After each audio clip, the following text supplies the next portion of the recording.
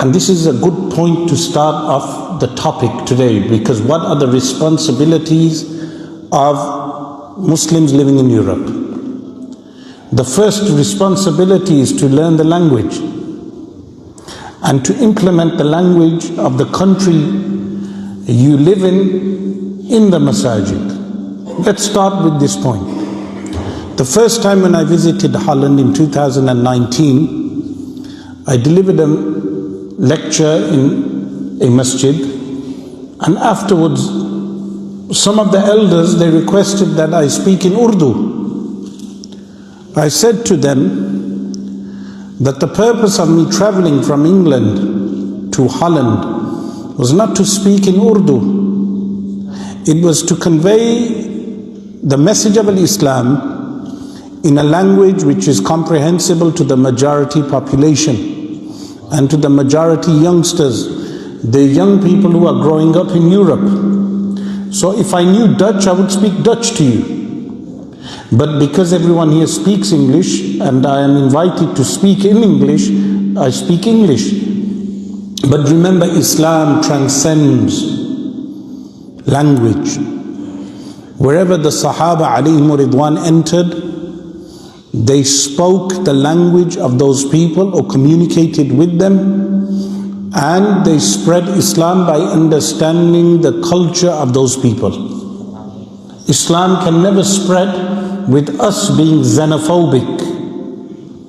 We as Muslims must transcend race, language. In reality, what a Sultan Abdul Hamid, rahimahullah ta'ala, a Sultan Abdul Hamid al-Thani, the last Khalifa, what he attempted to implement in the Dawlatul Uthmaniyah was what people today refer to pan-Islamism. Now, whether you agree with the term or not, what does the term entail? Pan-Islamism entails Islam transcending borders.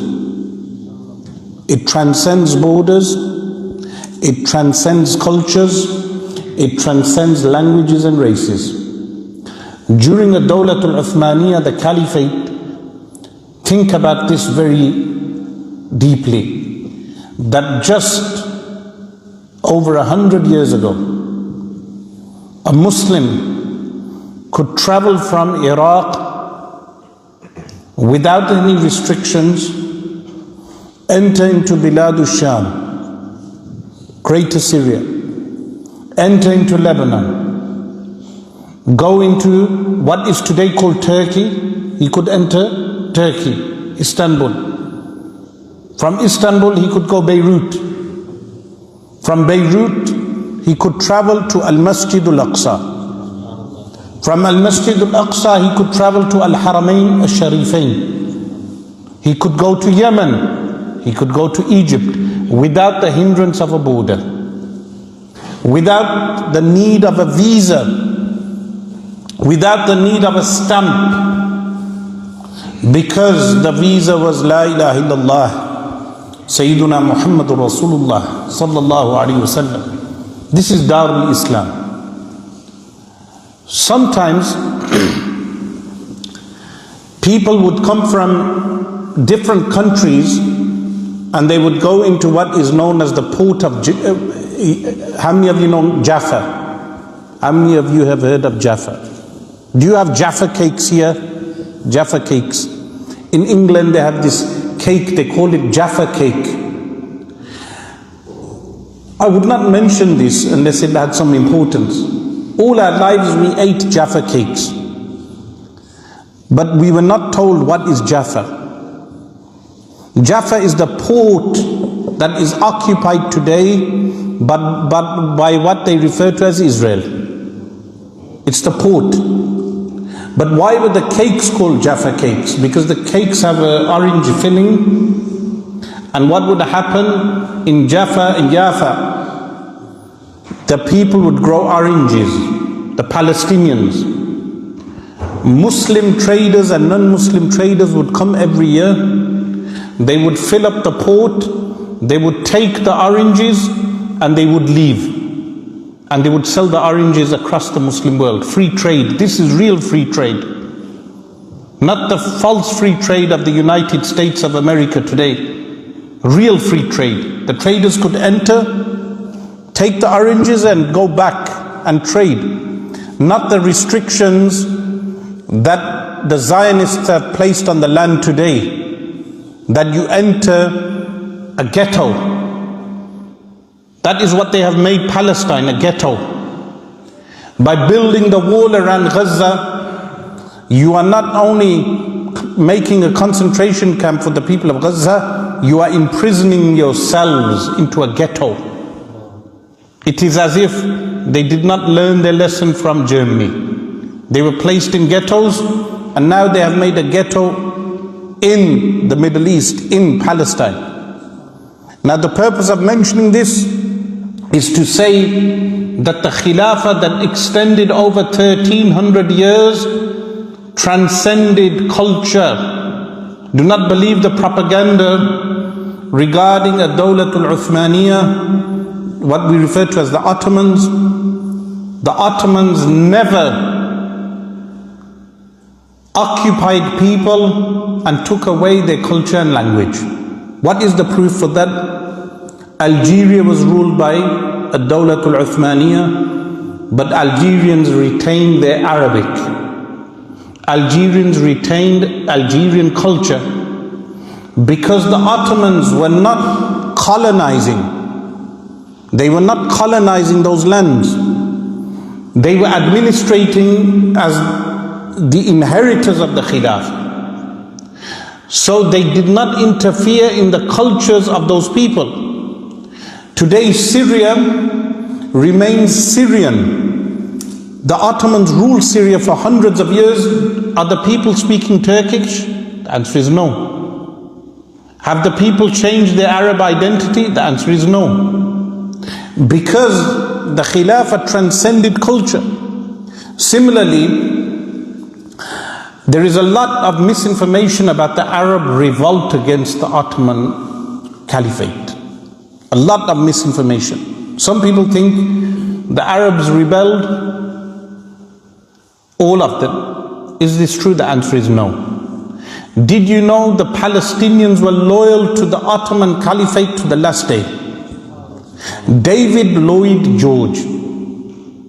Now, David Lloyd George was the Prime Minister of England at the time of the occupation of the Ottoman Caliphate in 1917, when the Balfour Declaration was written. David Lloyd George, what he wrote was that we were unable to communicate with the Palestinians. Why were we unable to communicate with the Palestinians? Because all of them lived within the boundaries of the Ottoman Caliphate and they remained loyal to the Ottoman Caliphate. Up to 1917, it was, of course, we know the history of the Sharif of Mecca, who's the ancestor of the current Jordanian royal family. They did have treachery, but there are reasons and history behind that. But there was also the problem in the 1800s of the Tanzimat. There was the Tanzimat, but why did the Tanzimat come about? The Tanzimat were reforms, attempted reforms within the Ottoman Caliphate. They did away, this is an important point for everyone to note, they did away with Islamic style taxation, and imposed Western style taxation. So for instance, the Armenians, and everyone talks about the Armenian genocide, or the Balkans, the lands in Europe. These lands, previously, the Muslims, the policy was simple. The Khalifa would leave the people to their land to farm, and they would take kharaj, 1/10 tax, 1/10, and then that would be distributed amongst the fuqara and the poor. This was the Islamic law. What was this Islamic law rooted in? It was rooted in when Sayyiduna Umar radiallahu anh conquered Iraq. There was a land known as Sawadul Iraq, the black part of Iraq. Why was it called the black part? It was called the black part because from a panoramic view, it looked black because it was so green. So when Sayyidina Umar radiallahu anh took and conquered this land, he decided, we will not take away the land away from the non-Muslims. We will leave the land with them, with the non-Muslims. They will farm this land because they are the experts. So Muslims do not have policies where we take land away from people like communists. You leave the land with them, let them farm. We will only demand 1/10 of the produce every year. 1/10. Where does this 1/10 produce go? It's not like the Roman Empire. The ruling class do not eat it. It goes into the Baytul Mal and is redistributed amongst the fuqara, amongst the poor people. This was the system that was employed in Europe by the Ottoman Caliphate. But when the Ottoman Caliphate, Mahmud Pasha was the brother-in-law of Sultan Abdul Hamid. His ancestor was the one who actually took the loans and carried out the Tanzimat. When the Tanzimat started, they got rid of the Islamic system in the 1800s and they replaced it with European style taxation. What does European style tax? In order to pay the debt. This European style taxation led to people rebelling against the Ottoman Caliphate, from the Armenians to the Europeans. That is what led to the rebellion. Otherwise, the Ottoman Caliphate did not impose its culture on anyone. It did not impose the Ottoman Turkish language on people. People spoke their local languages.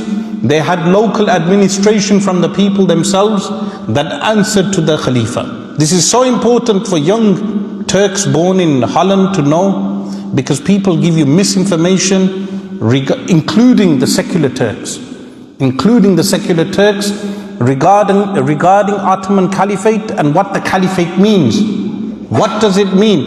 Meaning, when we talk about our homeland, Turkey, tell me something. Under Sultan Abdul Hamid, how big was Turkey? Under Sultan Abdul Hamid, you had modern day Turkey, but you had Syria, you had Lebanon, you had Palestine, you had Arabia, you had Yemen, you had Oman, all the oil fields, today in Iraq, the whole of Iraq. So why should we celebrate a leader who only preserved a small part of modern day Turkey and not celebrate the leader who preserved all of this land and Islamic unity? The second leader is whom? Sultan Abdul Hamid Thani rahimahullah, who preserved all of this unified land. In that time, in the time of Sultan Abdul Hamid, you could travel from Al-Quds al-Sharif to Al-Haramain without hindrance. No one will stop you. Without hindrance. That was the unity that was formed at that time. Only just over 100 years ago. Now, why does that affect us as Muslims living in Europe or Muslims living in Britain? Because Britain is Brexit now. I had to learn the hard way today when standing in the immigration. They made us stand for over an hour. That's the effect of leaving Europe. So remember, they make these decisions. They say we want to get out of Europe, and then they were crying in the line. The British, they were crying in the line. Why were they crying? After you make these rash decisions, today the people are crying about migration in this country and all over Europe and in Britain. But they are not pointing out the fact that migration problem is being caused by the war in Ukraine. The war that you are launching in Ukraine against Russia is causing your migration problem. Because when you give visas to the Ukrainians to come into Europe and into Britain, then the other migrants that have a different skin color to you, they are also coming in in the same way. So these policies are what caused the problem in the long run. But what should our role be after the breakdown of caliphate? What happened? you had the cutting away of the Ottoman Caliphate. You had Syria made, Lebanon made, Jordan made. Palestine is being recognized now, but even then it's just the West Bank, or what remains of the West Bank, and Gaza. And then Egypt and Iraq, and people started to identify themselves with these nationalities, to the point that it's so strange. I'll tell you why it's so strange. You go back to Damascus in 1908, an Arab or a Kurd born in 1908 in Damascus, what would he identify himself as? An Ottoman. 10 years later, not 10, just after 1924, another child is born in that same family, he becomes Syrian. And if they divide Syria into pieces, they'll have another identity. You tell me honestly, if we all return back to our deen, would we even have these problems? The answer is no. There would be no Kurdish problem. There would be no Turkish and Kurdish fighting.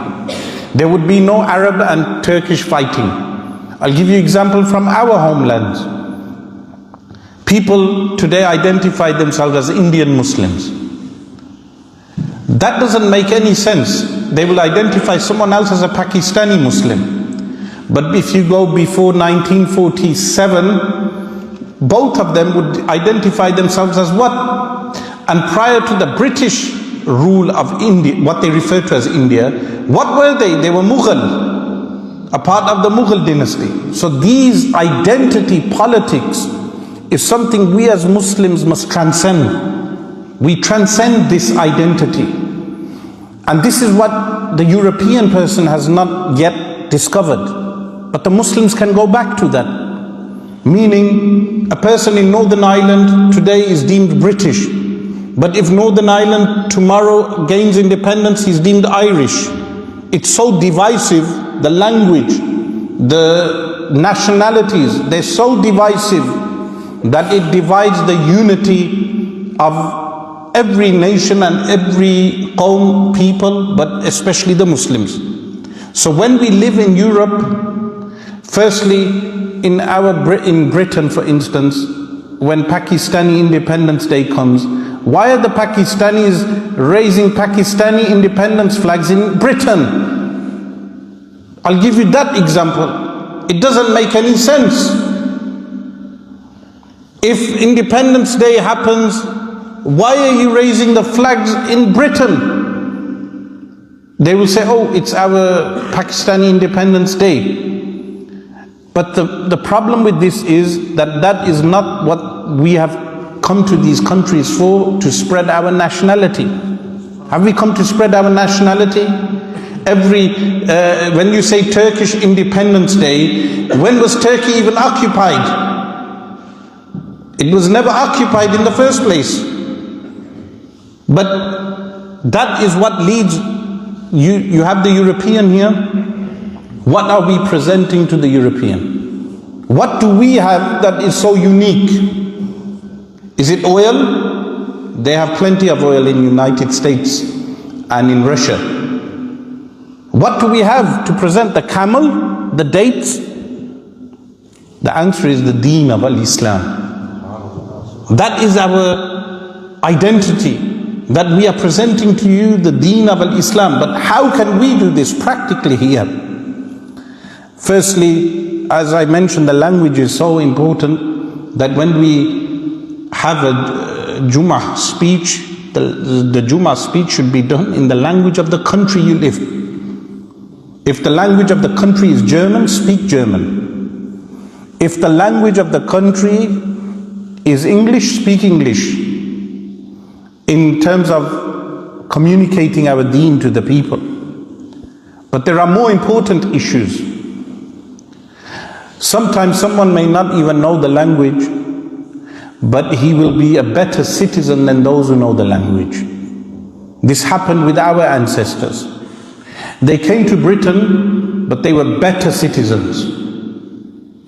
They dressed smartly, They spoke politely, they never broke the law. You know, we have a joke about Kurdish people. We say Kurdish people are scared of the police. The Pakistani people were very scared of the police. They obeyed the law. But then they went through the education system in Britain. The next generation went through the education system in Britain. And when you go through that education system and you become a football fan, you become a hooligan, you gain the football hooligan behavior. So they adopt all the bad things of the host culture. This happens the host culture will have bad habits. Some of them will adopt those bad habits, but they will not adopt the good habits. So there are good habits in the English, like they know how to queue up, they know how to say thank you and please. Yes, they won't pick up the good habits, they will only pick up the bad habits. So when they need to drink, they will overdrink. When they break the law, they will break the law twice. They will not pick up the good habits of the host culture. They will only pick up the bad habits. For instance, if you move to Holland, to Amsterdam, in Holland and Amsterdam, similar to the British, they say please and thank you. In fact, the people here are more polite than the British. In Holland, they work hard from what I have observed. The people work hard here. Now, if a Muslim, he comes to this country and the first thing he picks up is THC and the cannabis cake, things that I've learned, the cannabis cake I learned driving to your masjid. And he eats the cannabis cake, and that's what he learns. And he learns about the bad things that happen in the city. But he doesn't pick up the good habits of working hard, of being a role model citizen, and the habits of his deen. The habits of his deen. So which habits of our deen do we need to portray? How many of you heard about the strikes that happened in England, in Birmingham? How many of you even know the city Birmingham? Do you know the city Birmingham? Okay, that's good. I'm happy our city is well known. But in that city, did you hear about the rubbish strikes? Yes?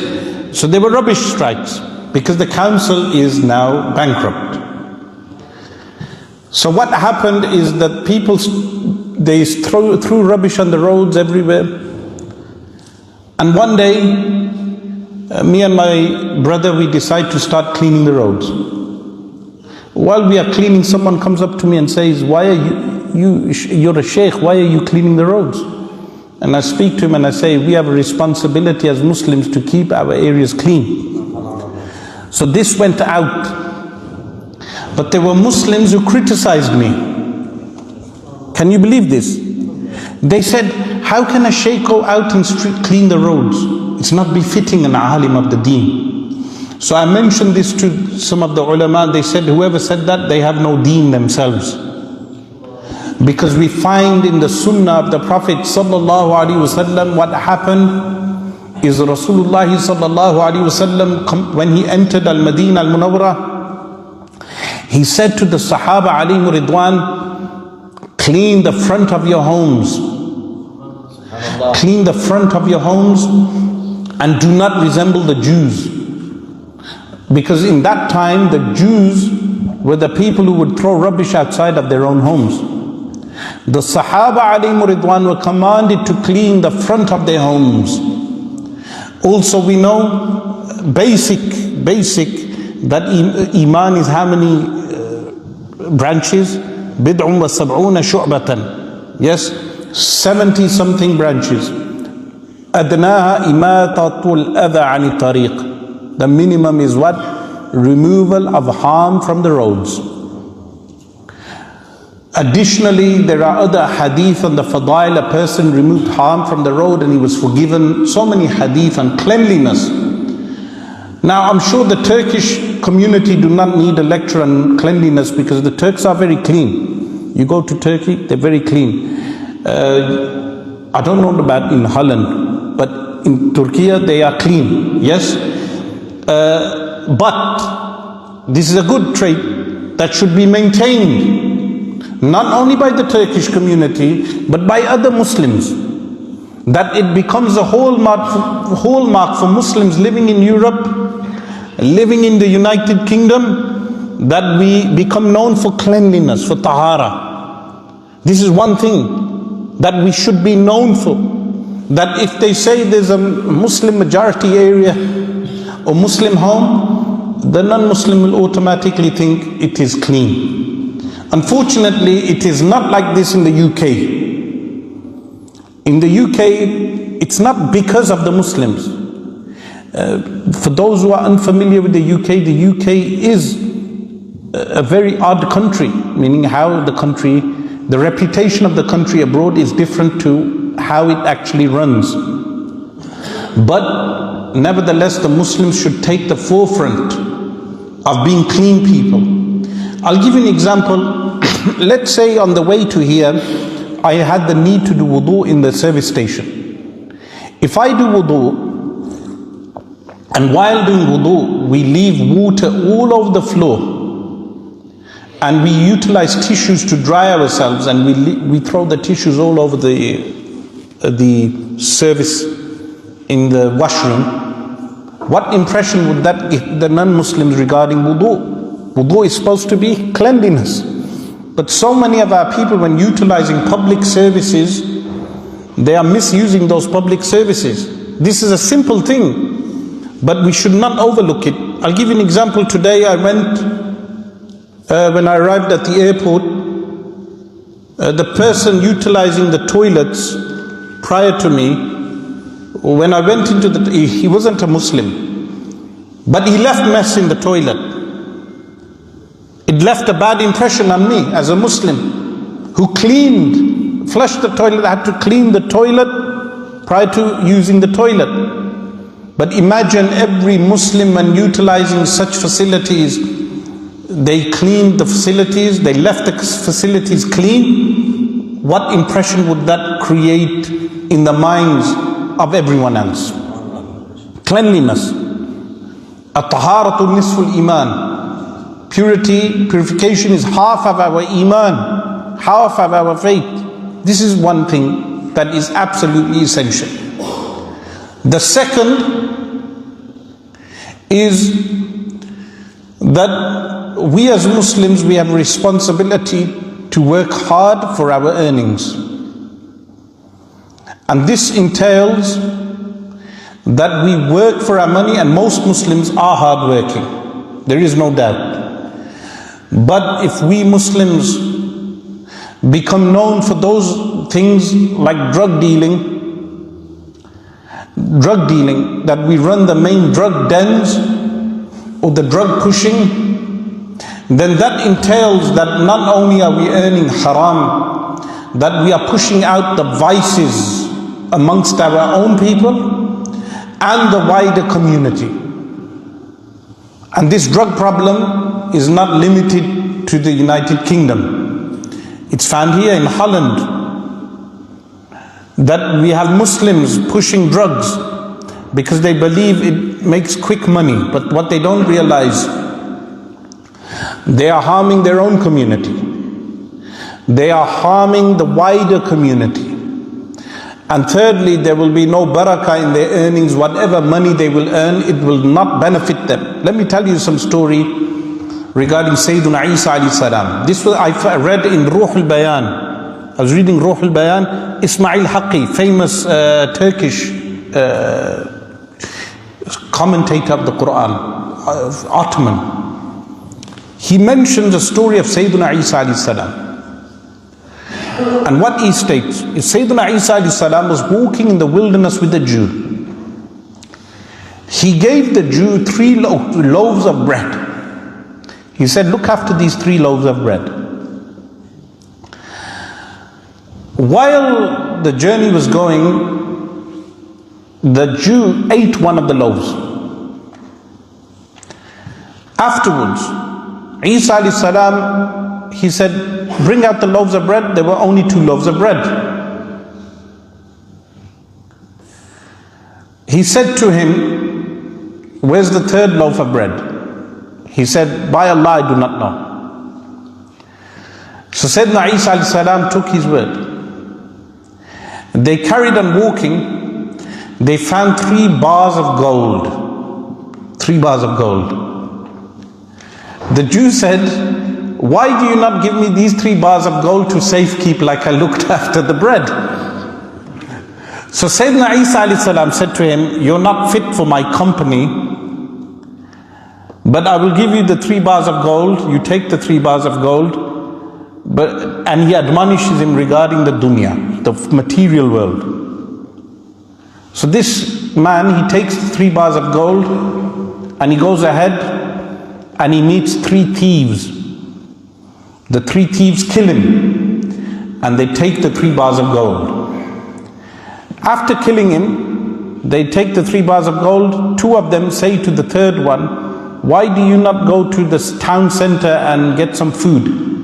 We will eat. So the third man, he goes out to the town center to get food, while the 2 men, they start conspiring against him. They say, when he comes back, we will kill him and we will take his bar of gold. So that man returns with the food. Now he returns with the food, they kill him and they take his bar of gold. So there's 2 dead bodies now. But what they do not know is that man, when he went to get their food, he laced their food with poison. So they sit down to eat the food and they die also. And then Sayyidina Isa alayhi salam is walking past them and he finds 4 bodies on the ground and the 3 bars of gold. And he mentions the worth and the value of the dunya. That is how drug money is. That is the similitude of drug money. That is the similitude of haram money. You will earn the money for now, you may even enjoy the money for a while, but it will come back to haunt you. And that is why our young Muslims living in Holland, living in the UK, living in France, wherever we may be, in Europe and anywhere else in the world, if we involve ourselves in haram, then we not only harm ourselves, we not only harm the community around us, we will never benefit from that money. But most importantly, we tarnish the name of Islam. We are ambassadors of Islam. So we represent the deen of Islam. Living here, we represent the deen of Islam. And when we become model citizens, model in the sense that we act on our deen, we act upon our deen, then we become model representatives of our deen also. Like I mentioned, cleanliness, but honesty. What is the effect of honesty? There's a big effect of honesty. How do you think Islam spread in India, in Gujarat? The Yemeni traders, they would enter the state of Gujarat, what is known as Gujarat today, and because they were so honest in their trading, the name for an honest trader became Muslim. If someone was an honest trader, they'll say he's a Muslim. This made the Gujarati people accept Islam in their thousands because of the honesty of the Muslim Yemenis. Similarly, these same Yemenis, it's not without reason that Rasulullah sallallahu alaihi wasallam said, Allahumma barik lana fi yamnina. Oh Allah, bless our Yemen. And it is not without reason Rasulullah sallallahu alaihi wasallam said, Al-imanu yamani. Iman itself is Yemeni. And it's not without reason that the Prophet sallallahu alaihi wasallam said, Ana Yamani, I am Yemeni also. Remember this about Yemenis. So, good Yemenis of course. So, what happened, these Yemenis, they entered Indonesia and Malaysia. Today Indonesia and Malaysia has the highest Muslim population. Why did the people accept Deenul Islam at the hands of the Yemenis? Simply because of their honest trade. So imagine we as Muslims in Europe were clean, did not carry out vices like alcohol and drugs and prostitution, and we were honest traders. Do you think the Europeans would be crying about Islam or Muslims? The answer is no. But this is our responsibility, and that is the purpose of today's lecture.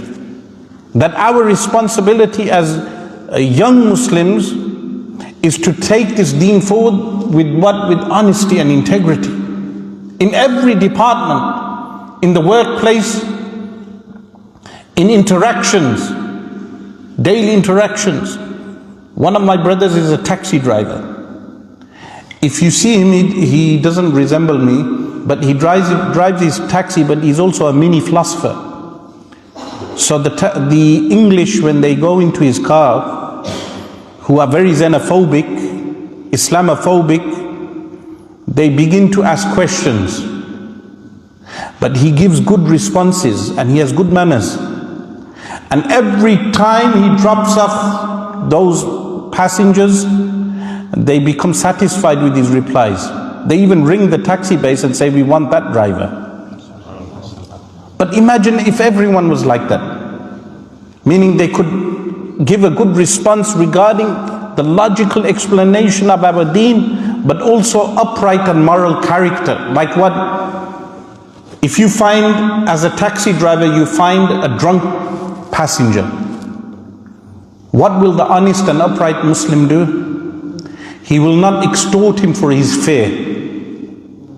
Some taxi drivers, what do? They find a drunk passenger, they'll take more money than they deserve. They may even take everything out of his pockets.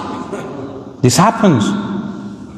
Some people, if they find a woman in a state of intoxication, they may take wrong advantage of that woman, which goes against not only the deen of Islam, it goes against basic humanity. But imagine the Muslims were known to have integrity, that we not only safeguard those who are vulnerable, we safeguard women from such exploitation. We safeguard the vulnerable from any type of exploitation. That is the character of a Muslim, or a Muslim has a rahmah. Remember, rahmah is in its place. It's in its place. When the Tel Aviv fans come to Birmingham in a few weeks, we will not show them rahmah in Birmingham. But it has its time and place. Yes? So in the hadith it states, Ar-Rahimuna yarhamuhum ar-Rahman, Irhamu man fil ardi yarhamkum man fil sama. Ar-Rahimuna, those who show mercy, the merciful will show mercy. Irhamu man fil ardi, have mercy on those on the earth, the one in the heavens will have mercy on you. So mercy has its time and place. Protecting the weak, protecting the vulnerable, not taking advantage of people, having integrity, and having mercy on the makhlooq of Allah. There was some time back, there was a video of a person, that there was a beggar on the road, and when the beggar was asking for food, this person took food and threw it in the face of the beggar. Ostensibly, the man who did this was a Muslim. Similarly, there was a video, these videos I've not watched myself. People have told me, because watching these type of videos, what's the Islamic ruling? It's haram to watch. Because if you cannot change the thing, then you do not watch it. That's the ruling on watching, these videos of young people dying in Gaza, and the ruling is it's haram to watch unless you're sharing to create awareness. But generally the ruling is it's haram to watch. If you cannot change the thing, do not watch it. But someone told me there was a person and there was a monkey, a wild monkey. They gave it cigarettes and then the person kicked the monkey off the mountain. He killed the monkey. Now some people find this funny. But remember the hadith in Bukhari of the woman, what did she do? There were two women. One was a sinner. She was a prostitute. But she placed her frock on a shoe, and she placed the shoe into the well and gave the dog water to drink. She was forgiven. Another woman ostensibly worshipped, but what did she do? She placed a cat in a room until the cat died. And she was thrown into hell, cast into hell for that action. So mercy to the makhluk of Allah starts with everything in the makhluk. You can learn basic things sometimes from someone you do not expect. I'll give you an example. There was someone who came to do some gardening outside my house, a non-Muslim, Hindu. While cleaning, he found a worm. Now what would the majority of us have done with the worm? We would have cleaned and killed the worm. He took the worm and he placed the worm in the grass. Why? Because the worm is a part of the ecosystem. So when he placed that worm, I learned a lesson from him, that he did not have no mercy on the worm. He found the correct use of the worm. There's one example that perhaps will make you laugh. In Al-Madinah Al-Munawwarah, over 25 years ago, I went to Al-Madinah Al-Munawwarah. There's a man of Al-Madinah Al-Munawwarah, I knew his name was Abdul Rahman, Saudi. He was a Saudi of Pakistani origin. He found a mouse, so he had a mouse trap. He trapped the mouse in a cage, but he didn't kill the mouse. So I said to him, why are you not killing the mouse? It's permissible in the Sharia, you can kill the mouse. He said, no, watch what I do. So he goes somewhere where there are cats, and he opens the cage, and the mouse runs out. So what he wanted to do was take it back to its natural order. But unfortunately for him, the cats didn't care. They left the mouse alone, because the cats in Medina are well fed. But it's the thought. I'm not saying don't kill mice. You should kill mice, they're rodents. But I'm thinking